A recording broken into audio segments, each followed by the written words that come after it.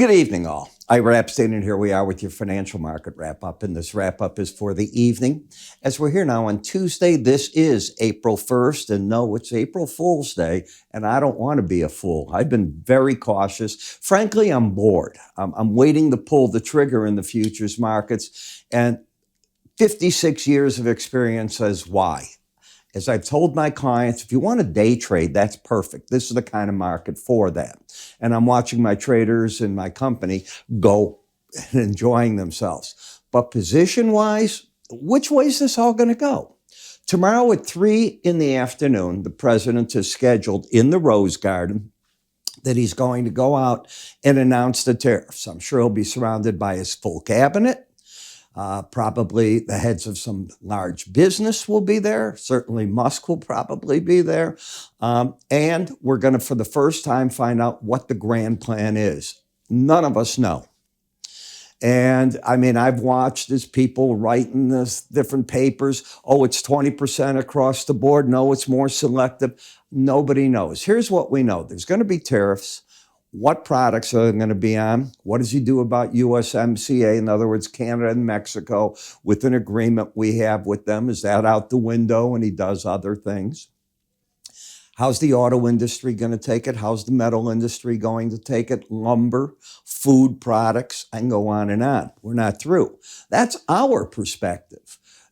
Remember what time 3 o'clock, 4 o'clock is, all right? 3 o'clock Central's 4 o'clock Eastern. The stock market's closed, but the futures market is still open. Now, will they delay it so this closes for that hour? I don't know. Remember, it reopens 5 o'clock p.m. Central Time. The metals will be open. The metals, the currencies, and the interest rates. So you're going to get a real smattering of, if he comes out on time, how do the markets look at it at first? This could be the huge yin-yang impact. We can get our reaction and think about what time it is. Let's assume he's somewhat on time and he's 3:15, 3:30, and he does whatever he is. What time's it at in Asia? What time is it in Europe? In Europe, it's easily 9:30 at night, 10 o'clock at night. Most people are not sitting at their trading desks, the traders and so on. They'll be there first thing in the morning, but people do sleep. How's the market's going to react to it all? So my warning is, you can't control what you can't control. And only a fool steps on a train track and thinks they can jump off it just in a nick of time. I welcome you to do it, and I hope you make money doing it. I'll be here afterwards as the conductor and trying to continue on right afterwards. Think of all the events I've been fortunate enough to go through, or unfortunate enough, because there's been plenty of terrible things, but I'm still here. And you learn to stay away from things you can't control or don't understand. There's two parts to this. I don't know what we're going to be dealing with. Here's what I do know. I know for certain we're going to get the Mortgage Bankers Association number at 6. We've seen interest rates. They were creeping up a little bit just recently. Now they're pulling back. This is a weekly number. Remember that. So they were at first creeping up. Now they're coming back. And as you know, anything can happen in front of that. The ADP private sector jobs. Now this is different. This is going to be coming out for March. All I kept hearing from the different Fed members once they got to speaking was uncertainty in their districts. Companies don't want to make commitments. People are worried. Is that good for private sector jobs? I would doubt it, but I don't know.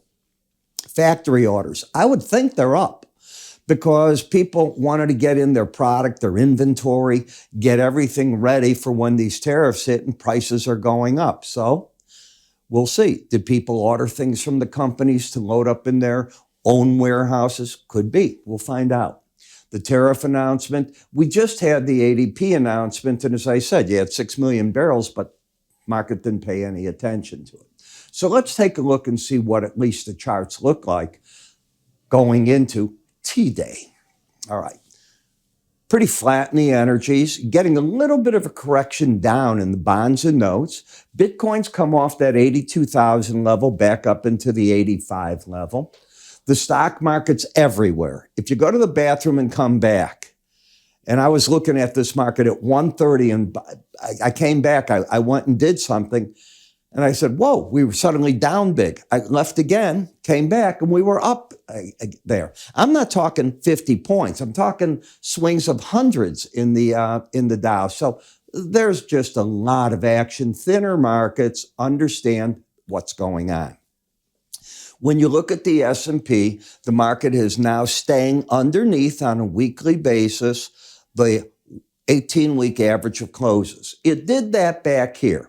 I already have heard on CNBC and others where people are saying this is the same opportunity that you will regret if you don't jump in that you had back here and had back here. Okay, they may be right. If so, that's what charts are about. You try to catch it. But I don't generally try to catch that falling knife. It generally doesn't work. You end up in the hospital. When we take a look at what's going on in the index itself, you had this down wave, you had a minor bounce. You didn't even go up 50%, and then you came down for a lower and low.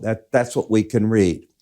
Going into the tariffs, you've got a spike high and a thrust to the downside. That's all that you can answer. Certainly not a trend.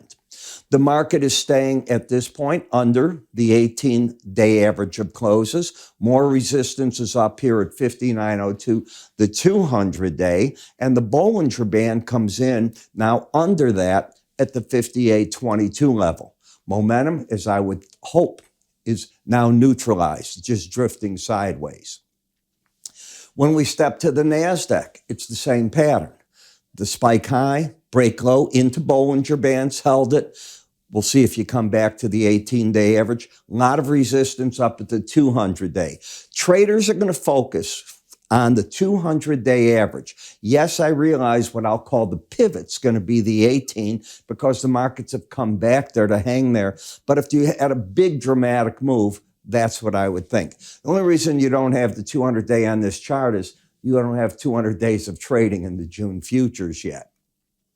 When we step to the Russell, here's the 200-day average. There's the one. That's so far away, I don't know that they're in play. So I would think that what's in play is the 18 and the Bollinger Band here. Again, no trend. So all four of the indices are void, in my opinion, of a trend. We went in the DAX down hard over the past 24 hours, got to the lower Bollinger Band and bounced as I teach you it normally does. You're oversold. I think the pro trader yesterday came out of any shorts they had in that market, and like the smart money, they're probably doing this right now with their thumb.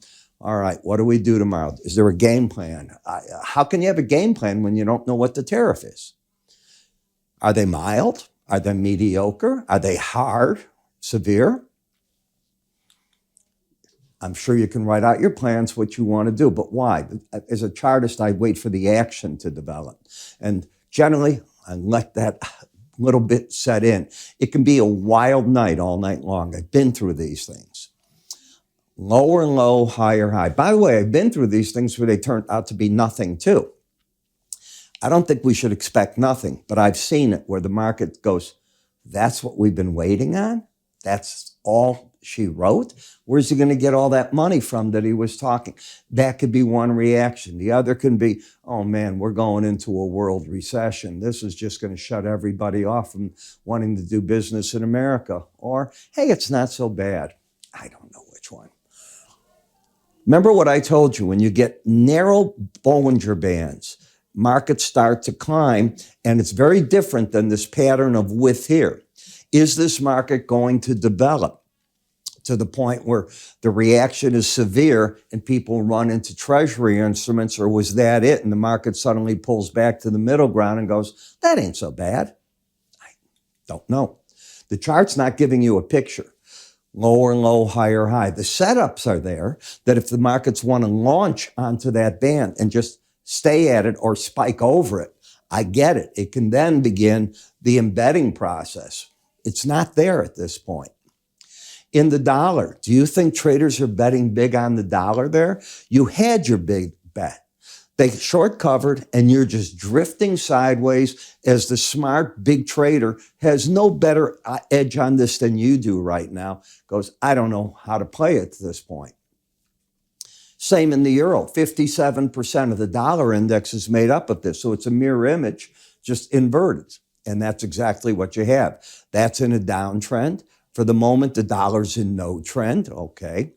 When I look at the British pound, neutral, bearish bias since it's under the 18-day average and the trend is down, but you're into that narrowness of that Bollinger Band, trying to make a decision from there. I guess back here was the time to make a decision and come out of shorts. But up here, new game.